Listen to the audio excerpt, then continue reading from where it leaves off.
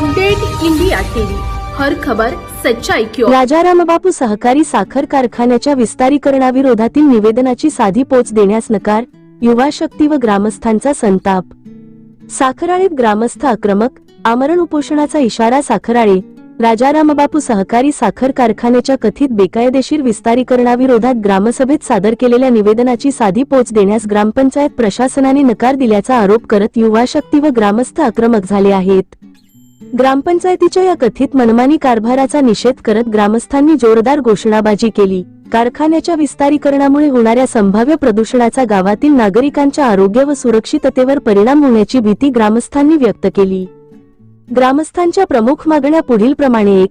ग्रामसभेत सादर केलेल्या निवेदनाची अधिकृत लेखी पोच तात्काळ देण्यात यावी। 2. कारखान्याच्या विस्तारीकरणासंदर्भातील ग्रामस्थांच्या हरकतींची अधिकृत नोंद घ्यावी। 3. गावातील नागरिकांच्या आरोग्य व सुरक्षिततेचा प्रश्न गांभीर्याने हाताळावा। निवेदनाची अधिकृत पोच मिळेपर्यंत आमरण उपोषण मागे घेणार नाही, असा इशारा आंदोलक ग्रामस्थांनी दिला आहे। आज दिनांक 25/8/2026 रोजी साखराळे ग्रामपंचायतीच्या वतीने ग्रामसभा आयोजित केली होती। त्या ग्रामसभेत आम्ही युवा शक्तीचे सर्व युवक गावातील ग्रामस्थ गेलो। तिथे गेल्यानंतर आमचं जे निवेदन होतं ते निवेदन आम्ही तिथं तोंडी स्वरूपात सांगितलं। आमचे असणारे मुद्दे आम्ही तिथे मांडले। हे मांडले असताना आम्हाला त्यांनी सांगितले की तुमचं जे बोलणं आहे ते आम्हाला लेखी स्वरूपात द्या, तर त्याचं आम्ही तुम्हाला लेखी उत्तर देतो।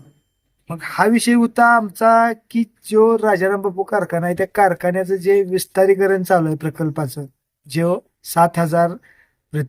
7,000 टन प्रतिदिनावरनं 15,000 टन प्रतिदिन व कोजनरेशनचं जे 28 मेगावॅटवरनं 68 मेगावॅट पर्यंत जो विस्तार चालू आहे, ह्याच्यामुळे आमच्या गावावर, आमच्या गावातल्या जनतेच्या आरोग्यावर होणारे जे दुष्परिणाम आहेत त्याच्यासाठी आम्ही ही जे काही त्या प्रकल्पावरती अभ्यास करून त्यांनी जे अहवाल जे काढलेलं होतं त्या अहवालावरती अभ्यास करून जे आम्ही जे मांडलेलं आहे ते आमचं मुद्दं होतं।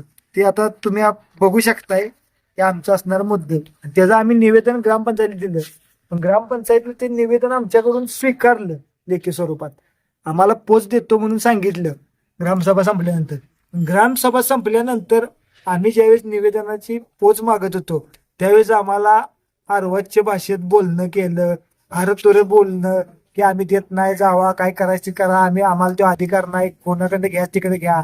आम्ही रितसर आमची मागणी होती की तुम्ही देऊ शकत नाही तर तुम्ही लिहून द्या आम्हाला कागदावर की हे द्यायचा अधिकार आम्हाला नाही म्हणून। पण तसं न करता त्यांनी महिला कर्मचाऱ्यांना पुढं करून आतले कर्मचारी पळवून घालवले ते घालवले, महिला कर्मचारी पुढे उभा करून आम्हाला जे आम्ही निवेदन द्यायला पोच घ्यायला बसलेलो ह्यासनी सकट आम्हाला बाजूला काढलं, महिलांना पुढे करून। असं करून ग्रामपंचायतला कुलूप लावलं दुपारी 3 वाजता।